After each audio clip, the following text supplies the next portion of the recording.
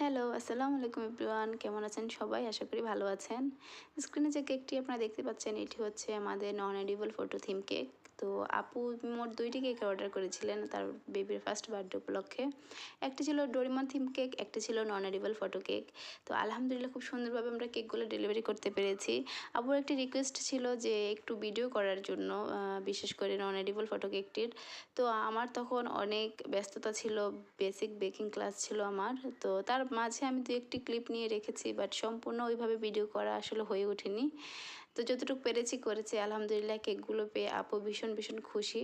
আপনারা চাইলে নন এডিবল এরকম নন এডিবল কেক করতে চাইলে আমাদের পেজে অর্ডার করতে পারেন। অবশ্যই হাতে একদিন সময় রেখে কেকের অর্ডার করবেন।